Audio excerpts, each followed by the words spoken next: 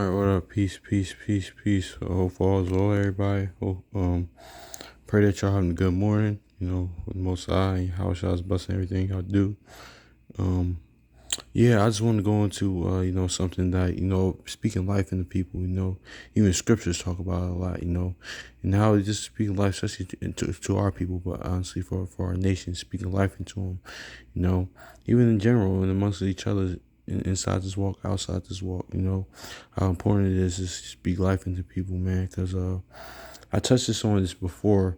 Um, I think I did was it last year? I did a video on it about how it's okay to give people props and whatnot, and because I think I've read the prologue to of Ecclesiastes Sirach, how Sirach said, how basically how he was heavily influenced by Solomon, man. And where I come from, because I'm from Philly. I'm sure other parts as well, the four corners of the earth, or you brothers here in the in America, in Babylon, had this grew up with just the spirit of giving speaking, giving kind words and compliments to people. That because when I'm from Philly, that was always looked at as Dickie, and people always say, "Oh man, why Dickie off him?" Because you just gave him gave the brother or somebody like a compliment, or sister for that matter, or a compliment. They feel like, I don't know, I just feel like a lot of people feel like that's a sign of weakness, or they just, I don't know. It's just, I don't get like this, that, oh yeah, I don't know, man. It was always weird to me, even before I came into knowledge. It was always weird. Like, what's wrong with giving people kind words and or complimenting them? What's wrong with that? But anyway, man, I'm gonna get this in Proverbs 15:4, and this is the Good News Translation Bible. I would recommend y'all brothers get this. And this is where I'm at. Get this. It says, Proverbs chapter 15. I'm sorry, in verse. I'm reading this 15 because today is the 15th of the month. So, yeah, I think I touched on this in the past. Whenever you're not sure what to read, or whatever, or just more even before you read, going into what you're going to study for that day. You could probably do as well the proverb for that month, because today is the 15th of this month, so I'm reading Proverbs 15. So, but let me just get into it. Proverbs 15:4. It says, "Kind words bring life, but cruel words will crush your spirit," man. So yeah, man, God, that's why it says in the scriptures repeatedly the power of the tongue and what we say, how we talk to people. What are we giving life into our people, or are we just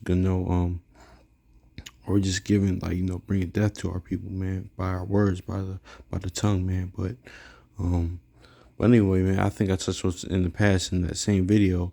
It's always like growing up, going to school, right? I'm not sure y'all went through this as well. Y'all had this activity as well, when the teacher, when I would have all the students circle up, and they will say which come they would first, especially me, I always remember this. I'm sure y'all went through this as well. I had just the activity as well. They would circle the students up, and the teacher would go around saying, "Okay, I want you to go each student in the classroom. I want you to say the the good thing about the student, what you like about the student, what their strengths are, compliments, or whatever you like about the student." And then they said, what can these students work on? So, or what's the find they'll ask on the opposite, what's the fault in this person? What do you think they need to work on? What don't you like about this person? So I always noticed that too, when there was time for the good, to say the good in people. Even I was guilty of this to a degree. They would, the student would say, "Oh, I like your shoes," or "I like your shirt," stuff like that. But there was really hardly any good compliments. They wouldn't say that. It was really quiet for the most part. The student, or sometimes I would have to sit and think, or because I was guilty of it to a degree as well. I'm not going to exempt myself from it, but they would stop and think when they're really saying nothing. But when it was time to reveal, what they don't like about a person, everybody has something to say. Everybody, you see the switch in the gears. You see that spirit come out.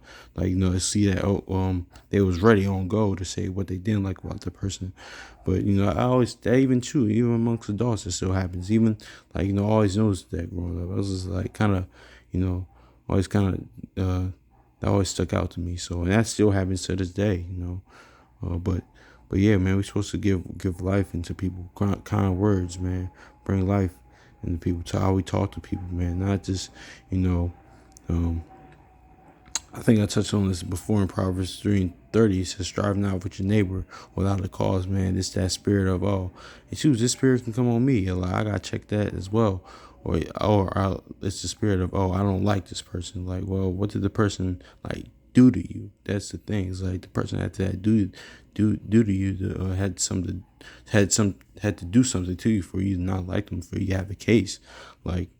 Like what did that person do to you for you not to like them? Or that's an evil spirit. Or I just don't like this person. I don't know what it is. Then you try to, play detective. You try to play, Inspector Gadget or Perry Mason. To find out what you don't like about this person, but to justify it. No, that's evil. That brother or sister didn't do nothing to you. Then hey, it is what it is. And I gotta check the spirit as well. That spirit can come on me.